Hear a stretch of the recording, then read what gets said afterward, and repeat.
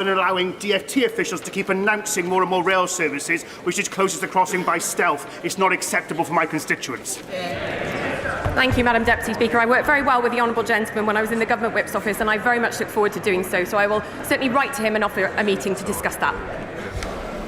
Order. That concludes questions to the Secretary of State for Wales. And just before we proceed to Prime Minister's questions, many colleagues have asked me to pass on their best wishes to Mr. Speaker in his absence. I'm happy to inform the House that although Mr. Speaker has tested positive for COVID and therefore can't be present here in the chamber, he is rapidly getting better, and just as soon as that little test shows negative, he'll be straight back here in his chair. And so we proceed to questions to the Prime Minister. Sir Michael Fabricant. Thank you, Madam Deputy Speaker. Question number one.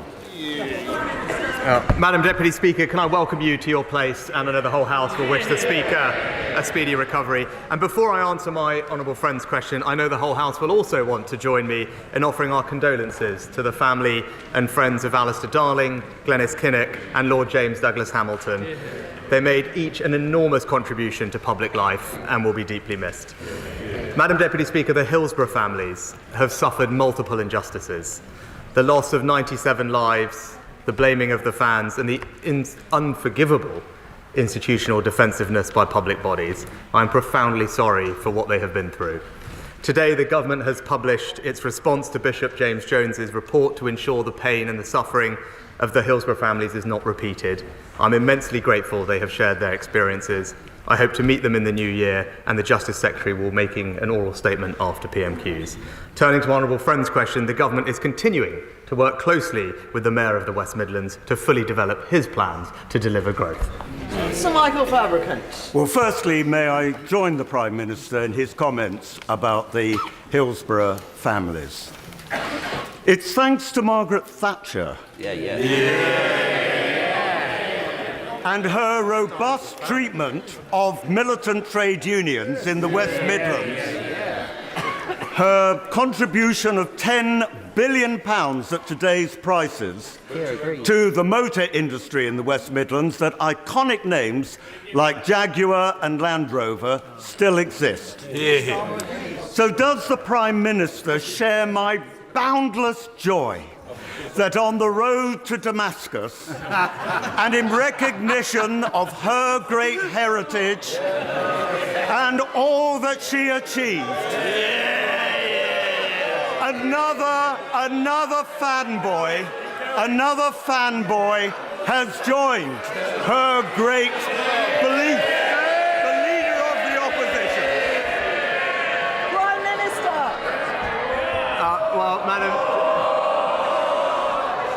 Madam Deputy Speaker, the Right Honourable Gentleman is a fantastic champion of his area, and because of the pro-business policies of this government, I'm delighted to see the billions of pounds of investment by JLR in their move towards electrification in the region. But he is absolutely right. I am always happy to welcome new Thatcherites from all sides of this House. But it does say something about the Leader of the Opposition that the main female strong leader that he could praise is Margaret Thatcher and not his own fantastic deputy. Since question one was a closed question, we now go to question two. Sarah Champion. Thank you, Madam Deputy Speaker. Question number two. Madam Deputy Speaker, this morning I had meetings with ministerial colleagues and others. In addition to my duties in this House, I shall have further such meetings later today. Sarah Champion. Thank you, Madam Deputy Speaker. The government is set to close the Household Support Scheme in March, cutting off crucial free meals for 12,000 Rotherham's children in the lowest income families. With the government's cost of living crisis in full swing and energy prices about to increase again, how does the Prime Minister justify taking food from the mouths of my poorest children?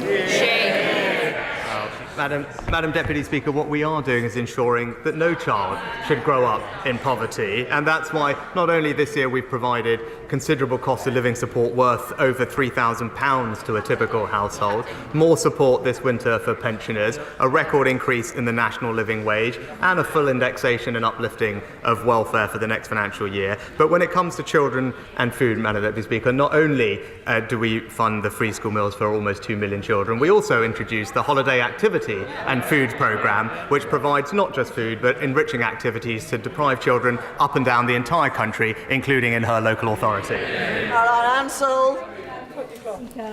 If there is one place where everyone should feel safe, it's in their own home.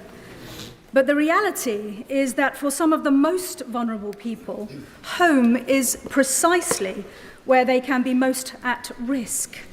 Terrorised by criminals who target them, move in, take control, and set up a base camp from where they sell drugs or facilitate prostitution in a horrendous form of exploitation known as cuckooing. It has happened in Eastbourne, and it is happening across the country. It is not an offence, but it should be, and wasn't cited in the Criminal Justice Bill debated last week. So can I ask my right honourable friend and the Home Secretary if they would meet with me and concerned colleagues to further discuss the issue? Prime Minister. I agree with my honourable friend that cuckooing is an abhorrent practice that does often prey on the most vulnerable in society.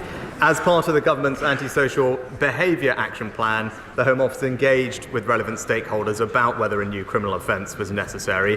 The results of that engagement demonstrated that there are a range of existing powers that can be used to disrupt this activity, but of course I'll ensure that the relevant minister meets with her and updates on the work we are doing to share effective practice to tackle this abhorrent problem.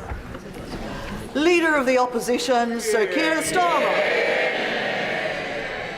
Thank you, Madam Deputy Speaker, and it's very good to see you in your place, and we wish the Speaker a speedy recovery. This week we lost two giants of the Labour family, and I thank the Prime Minister for his comments. Alistair Darling was a man of unassuming intelligence, warmth and kindness. He brought a calm expertise and, in private, a cutting wit, and devoted his love of his family was ever present. Our thoughts are with Maggie, his wife, Callum, Anna, who he loved so dearly. Glenys Kinnock was a passionate campaigner for social justice who changed lives home and abroad. She was a loving and supportive partner and mother, and her death is a huge loss to all of us. We are thinking of Neil, of Stephen, Rachel, and of all the family. Can I also echo the Prime Minister's comments in relation to Lord Douglas Hamilton? And in relation to the Hillsborough families, they deserve justice.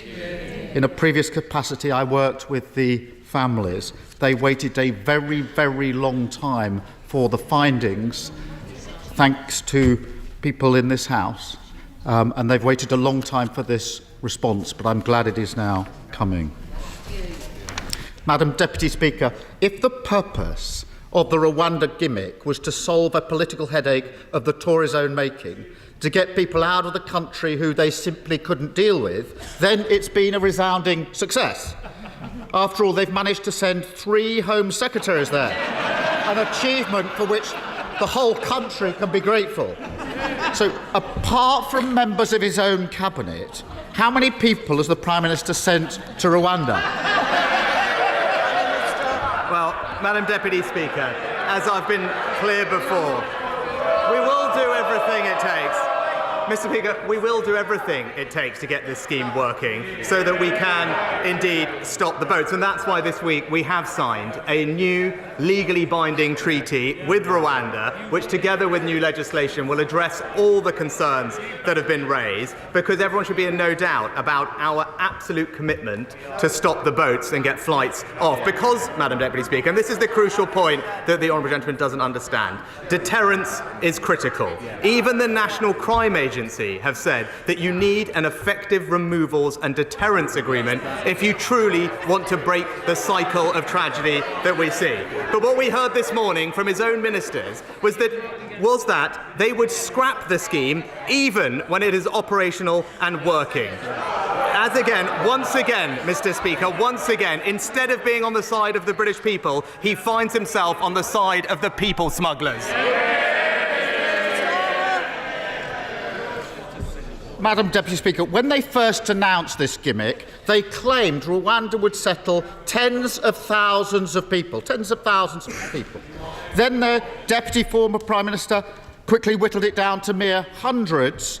Then the Court of Appeal in June made clear there's housing for just 100. The current number of people sent there remains stubbornly consistent, 0. At the same time, Madam Deputy, Article 19 of the treaty says the parties shall make arrangements for the United Kingdom to resettle a portion of Rwanda's most vulnerable refugees in the United Kingdom. So how many refugees from Rwanda will be coming here to the UK under the treaty? Mr. Speaker, what? Madam Deputy Speaker, sorry. Order! Prime Minister. It addresses all the concerns of the Supreme Court. But it's a point of pride, Madam Deputy Speaker, that we are a compassionate country that does welcome people from around the world. But let me just get the honourable gentleman up to speed on what we are doing. Reduce the number of illegal arrivals from Albania by 90%. Increase the number of illegal working raids by 50%. Because of all the action, we've taken the number of small boat arrivals down by a third, Madam Deputy Speaker. But what is the honourable gentleman's plan? Because it comes down to he just simply doesn't have a plan to address this problem. But no, I'm probably being unfair because he does have a plan. It's to cook up a deal with the EU that would see us accept 100,000 illegal migrants.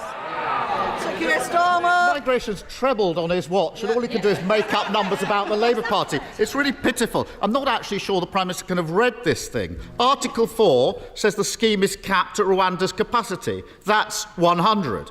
Article 5 says Rwanda can turn them away if they want. Article 19 says we actually have to take refugees from Rwanda.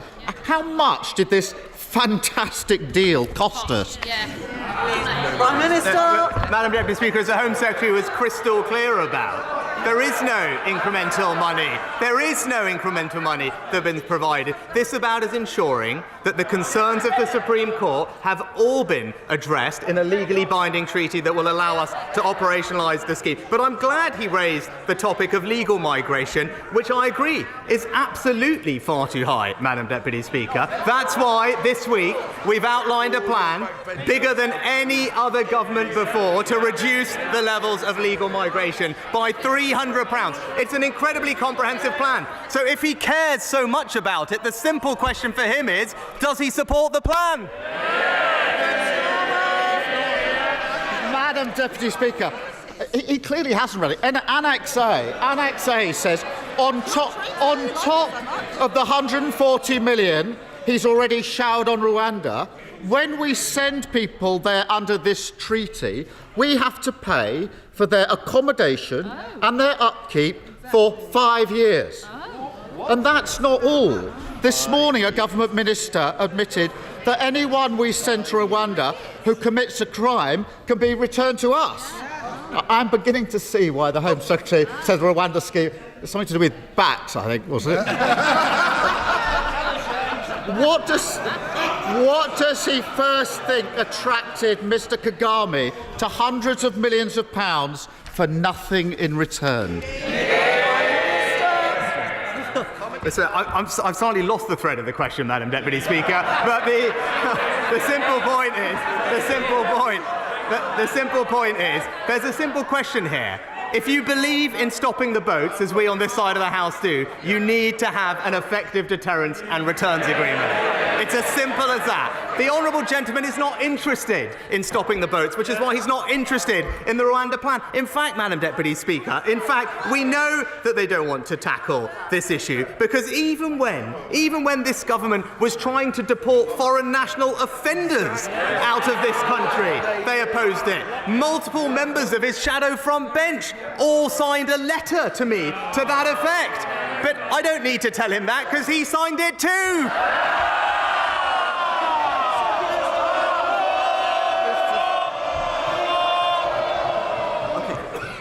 Okay, that's enough. Sir Keir Starmer. Madam Deputy Speaker, I would say that this treaty's got more holes in than a Swiss cheese, but I don't want to wind up the Prime Minister by talking about a European country again. Madam Deputy Speaker, you have to give credit to the Rwandan government. They saw this Prime Minister coming a mile off.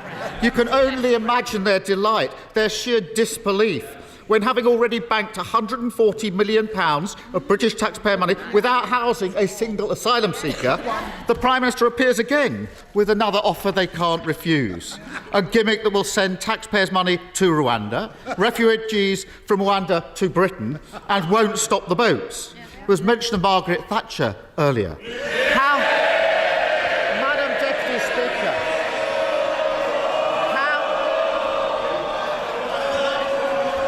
There's understandable excitement about the mention of May, but the House must listen to the Leader of the Opposition, Sir Keir Starmer. Party go from up yours to laws to take our money, Kigami.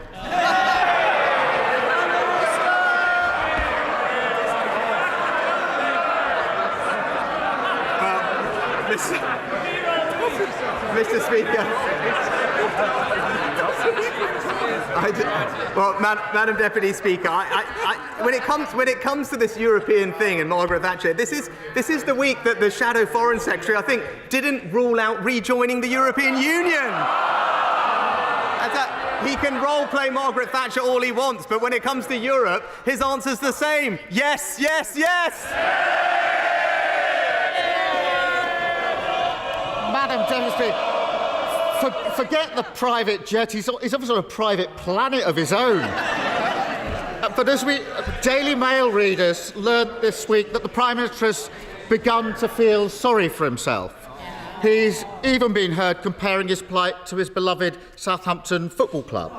I do think that's a bit harsh because Saints have been on an 11-game unbeaten run, while, as the song has it, the Prime Minister gets battered everywhere he goes.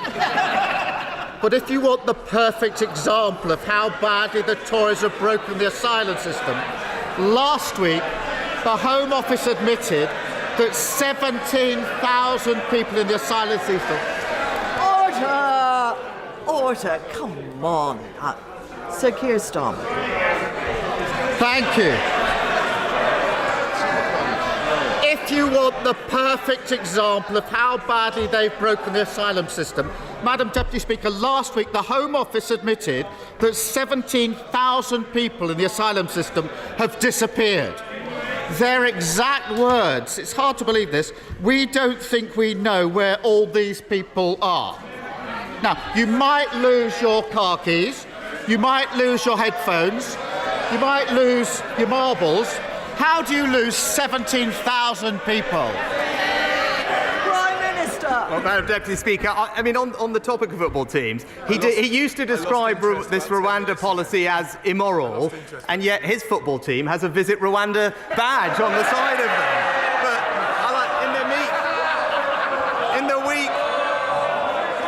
in the week when he made his big economy speech, we're still waiting to hear how he's going to borrow £28 billion and still cut taxes and reduce debt. It's the same old thing. The sums don't add up. But while they're struggling with their calculator, we're getting on and delivering. A new treaty with Rwanda, the toughest ever measures to cut legal migration, our schools marching up the tables, and tax cuts for millions, Madam Deputy Speaker. So whether it's controlling our borders or lowering our taxes, just like the Saints, the Conservatives are marching on.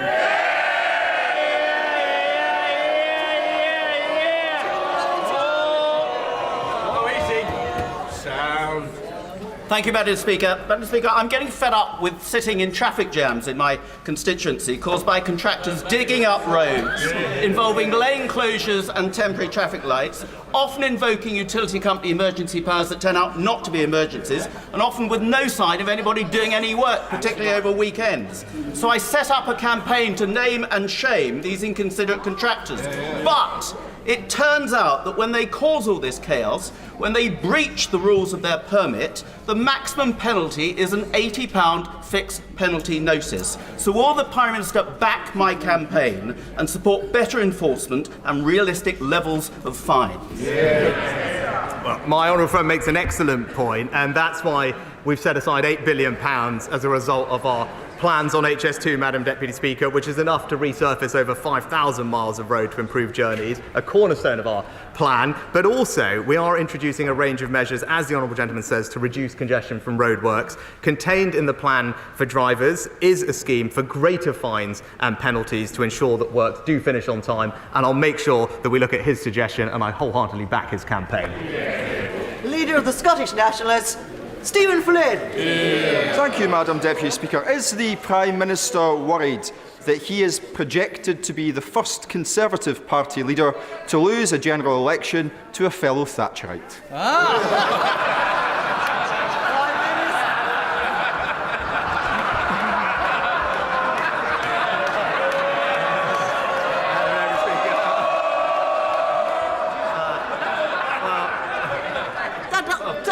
We really must hear the Prime Minister, and we've got a lot of questions to get through. It's not the Prime Minister's opponents who are giving him trouble. Prime Minister.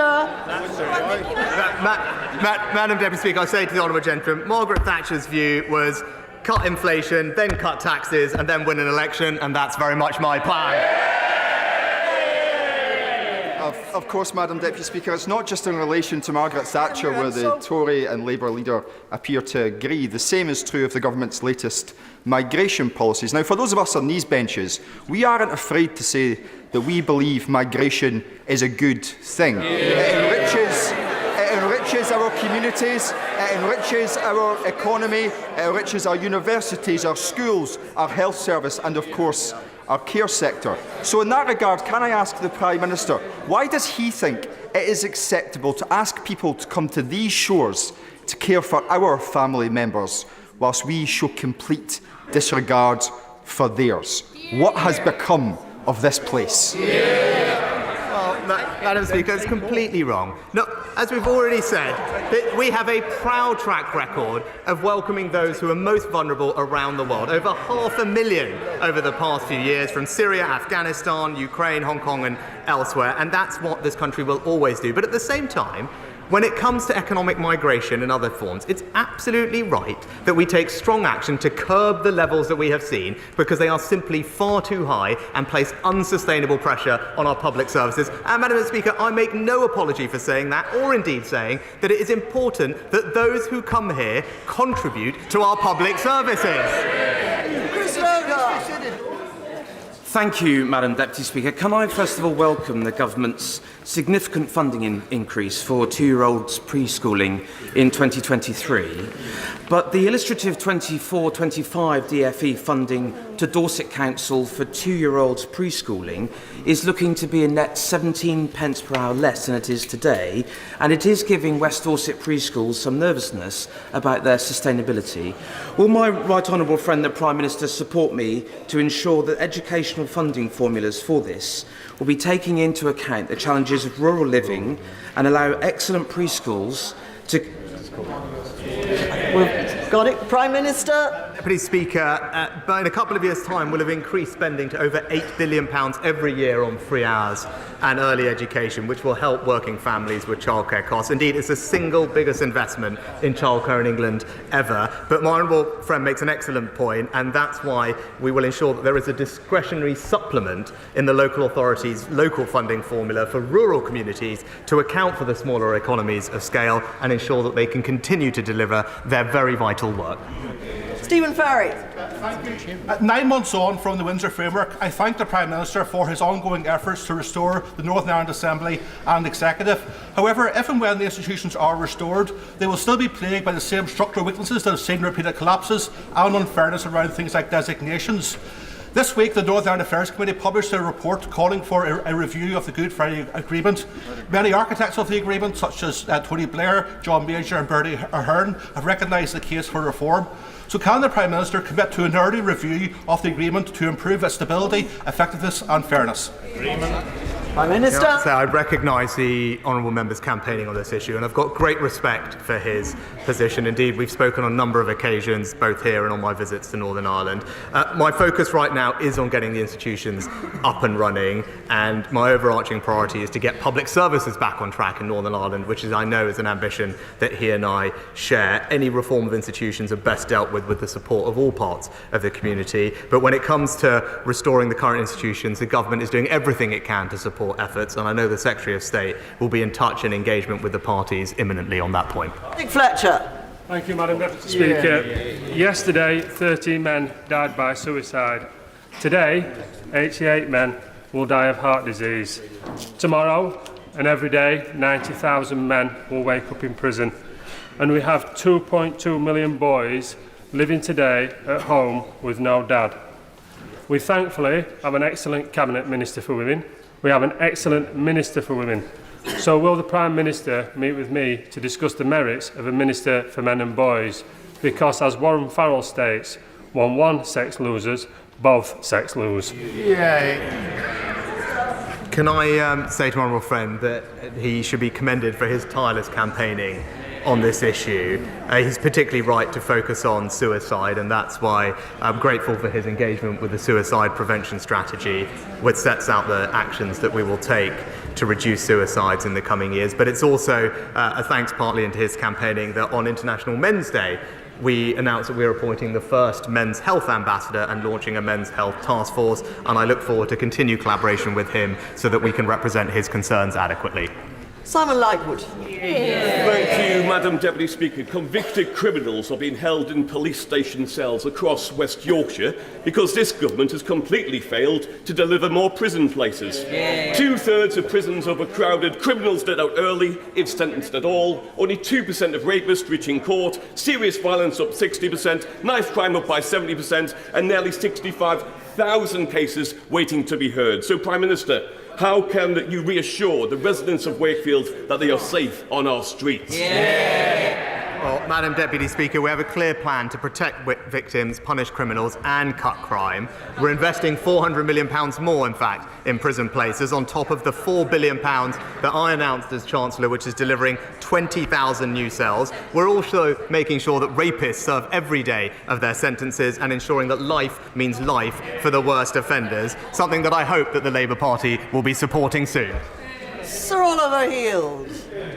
My constituents, Kerry and Francis Menai-Davis, are in the public gallery today, and they lost their son after a long battle with cancer where they visited him in hospital every day. They've set up a charity called It's Never You to help parents in that situation, and on Monday I intend to present a bill which would ask the government to report on what support can be given to parents in that situation, and I hope he might ask ministers to discuss this with me so that we can find a way forward to help parents in this dreadful situation.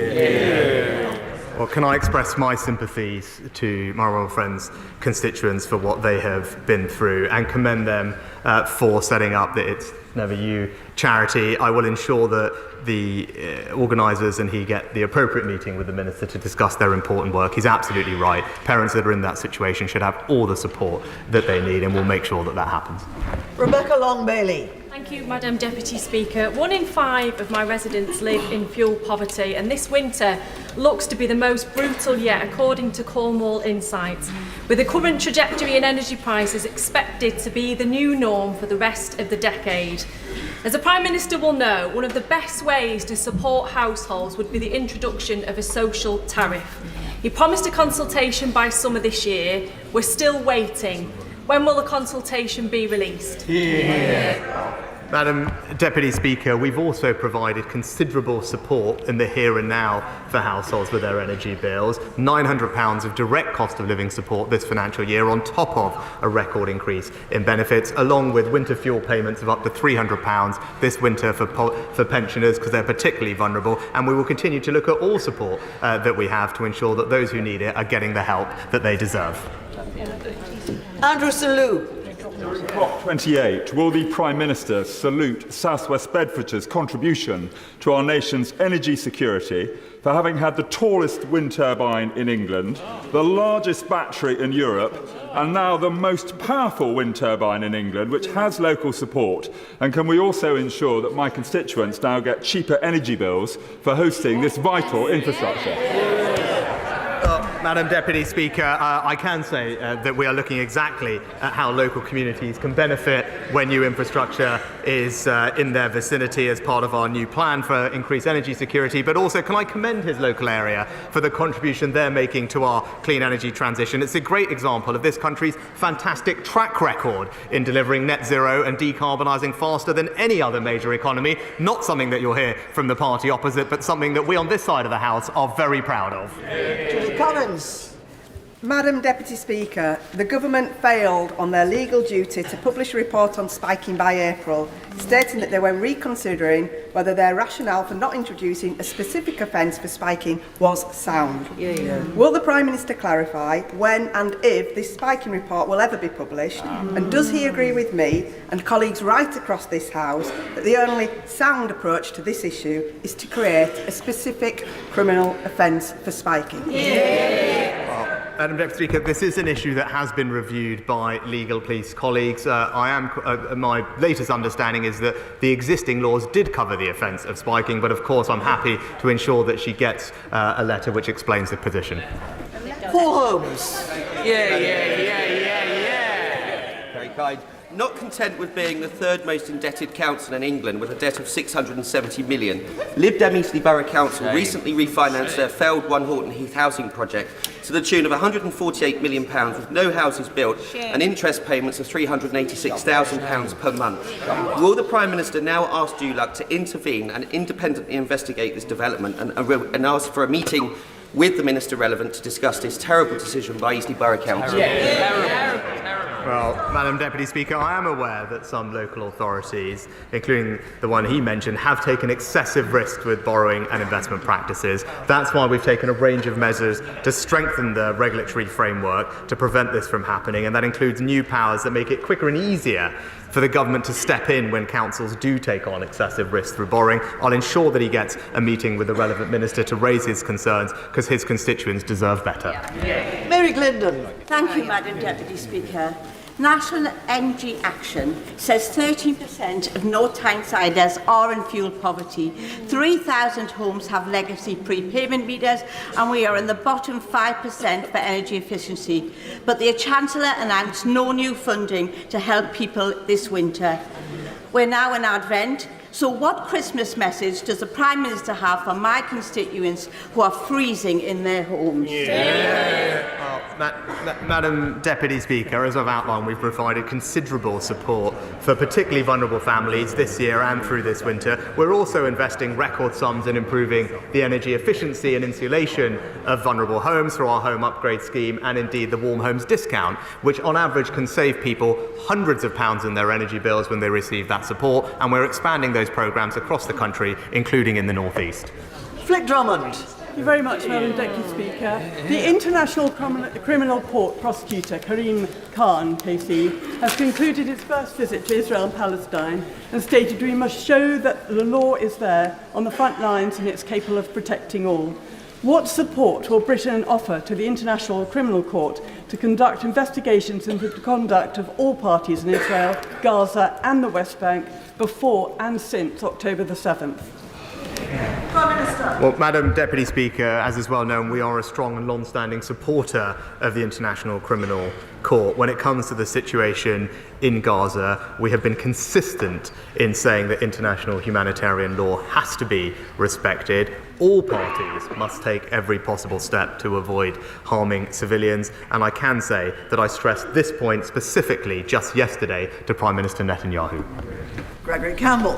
Thank you. The Prime Minister is aware that the household tax, known as the television licence fee, is due to rise in April in line with inflation. Given the ongoing household budget constraints that all our constituents are faced with, increasing childcare costs, as well as ongoing unresolved staffing issues at BBC Northern Ireland, National BBC Television, National BBC Radio, is now not the right time to proceed with an even larger £3.7 billion licence fee budget enhanced yet again?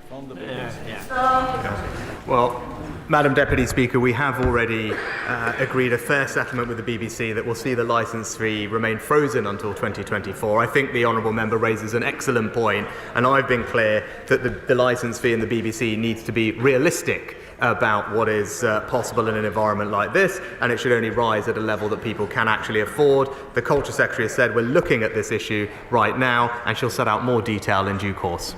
Jack Brereton. Thank you, Madam Deputy Speaker.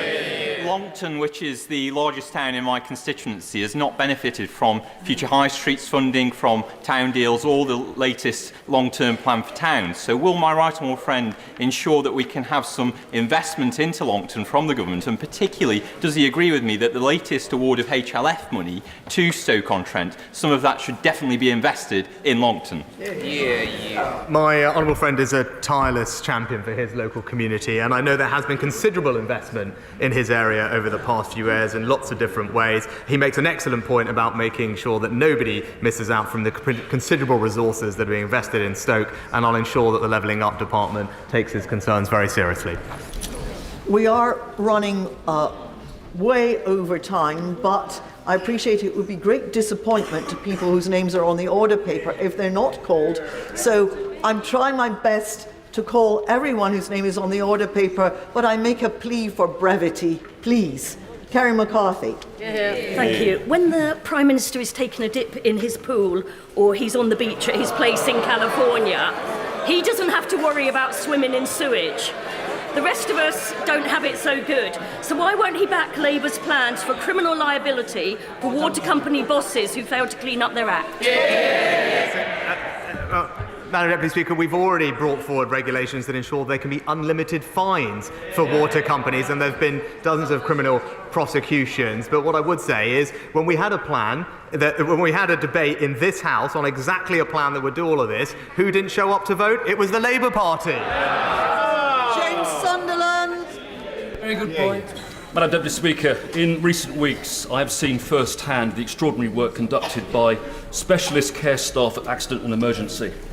As politicians, we are often guilty of using the NHS as a political football, but when it becomes personal, one is reminded that what we have in the UK is very special. Will the Prime Minister join me in simply thanking our superb NHS staff in Bracknell, across Berkshire, in neighbouring Basingstoke and Britting Park hospitals and beyond? Madam Deputy Speaker, NHS staff are at the heart of what makes our health service work. There wouldn't be an NHS without them. Their skill, their expertise, their dedication. I was delighted that I could pay them my thanks last week in person, and I join my honourable friend in thanking NHS staff, not just in his constituency, but right across the country, for their dedicated hard work and public service. Dame Nia Griffith. Thank you very much, Madam Deputy Speaker. Well, it's now 6 years since Bishop James Jones published the Hillsborough Report, and only today, finally, do we get the government response. But when will the government introduce not just a voluntary charter or an independent public advocate or a code for ethical policing, but a full Hillsborough law to force those in public office to cooperate fully with investigations and to guarantee fairer funding for those affected by major tragedy to challenge public institutions? Well, Madam Deputy Speaker, as I've said, I'm profoundly sorry for what the Hillsborough families have been through, and as I said, my honourable friend, the Justice Secretary, will be making a full statement immediately after PMQs. Dr. Caroline Johnson. Madam Deputy Speaker, and I refer members to my registered members' interest. As someone who has worked as a junior doctor, I understand it's a demanding job and I have sympathy with the challenges they face. However, the strikes that are planned over the festive period threaten public safety and they will delay people's treatment. Causing patient suffering in the pursuit of more money for oneself is, in my view, morally indefensible. Can the Prime Minister tell the House what concrete steps he is taking to prevent these strikes and whether he'll bring forward minimum service legislation to protect patients in case they do? Now, my honourable friend makes an excellent point and speaks from a position of experience on this issue. The government has now reached settlements with every other part of the public sector, including most recently consultants, and I'm grateful to them for their constructive engagement with the government. The junior doctors are taking action in the face of a recommendation from an independent body of a 9% pay rise on average, the highest increase across the entire public sector. The government has gone beyond that in conversations with them, and they have still decided to take damaging strike action. It is wrong, and that is why we've introduced minimum service levels to ensure that we can guarantee a safe level of care for patients across the NHS. And it would be good to hear at some point from the Labour Party whether we'll get off the fence, condemn these strikes, and back these minimum service laws. Thank you, Madam Deputy Speaker. Universal credit is broken. One constituent tells me that DWP is refusing to reimburse her childcare payments because it was 4 days late due to her phone being broken. She's down £1,200, unable to pay for childcare. She has lost her job and is likely to have to move house. With 3 weeks to go before Christmas, she is extremely anxious and distressed. Does the Prime Minister realise the real consequences for real people of this broken system? Well, Madam Deputy Speaker, I'm sorry to hear about the circumstances of the Honourable Lady's constituent, and if she writes, I'll make sure that we get specific support in place for her and ensure that she gets access to what she needs. But when it comes to universal credit, I do strongly disagree with her, in fact. It was only because of the actions of the Right Honourable Member for Chingford and Woodford Green that universal credit was implemented, and it is the only reason we were able to get support to millions of vulnerable people through the pandemic. It was because we replaced the legacy system with universal credit that was possible, and it was opposed at every step by the Labour Party. Simon Baines. Thank you, Madam Deputy Speaker. It is always a pleasure to work closely with my right honourable friend, the member for Montgomeryshire, in delivering important projects like the Llanymynech Pant bypass on the border with North Shropshire, and today is another example of our partnership. As my right honourable friend is unfortunately unable to ask a question in his role as the Prime Minister's PPS, would the Prime Minister join me in highlighting his work with the FUW, the Farmers Union of Wales, in organising the terrific celebrations of Montgomeryshire Day in the Jubilee Room straight after questions?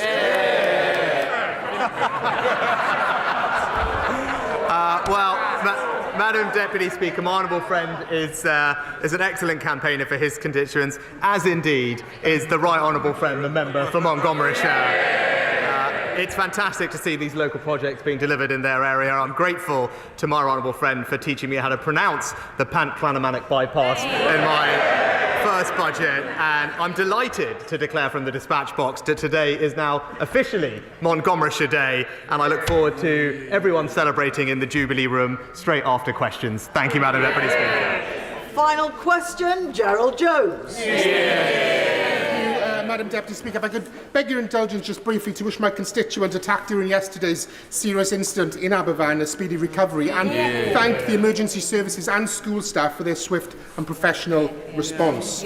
Madam Deputy Speaker, Britain is getting smaller on the world stage under this Prime Minister's watch. His climate failures mean our children and grandchildren bearing the brunt of the costs. His plans are undermining Britain's energy security. Bills are still sky high for working families, and yet he's hiking the tax burden, and real living standards are falling by over 3%.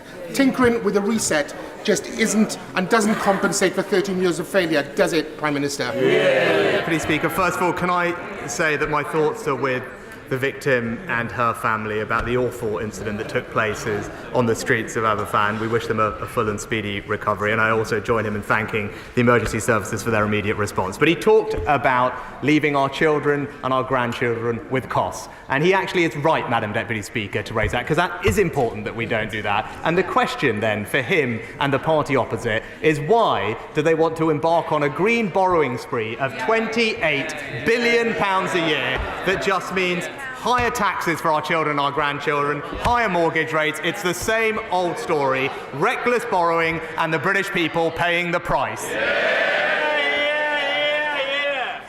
Thank you. That concludes Prime Minister's questions.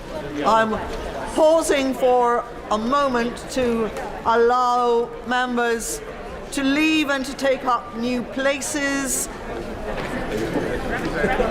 as we now have an important statement.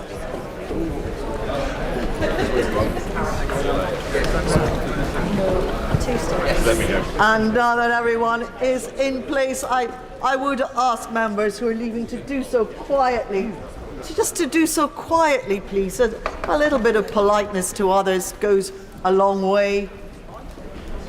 Statement, the Lord Chancellor.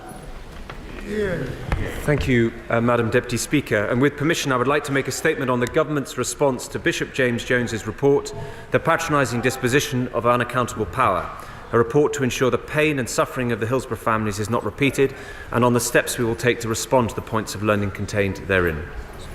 Madam Deputy Speaker, Bishop James has done our nation a great service, and his report is an exceptional piece of work. I want to salute the Hillsborough families for the assiduous care that they have given to help create this report and forge the response that flows from it. I had the privilege of meeting many of the families in Liverpool in June this year, alongside the former Home Secretary. I was deeply moved to hear of their experiences and by the dignity with which they shared them. But perhaps even more affecting was their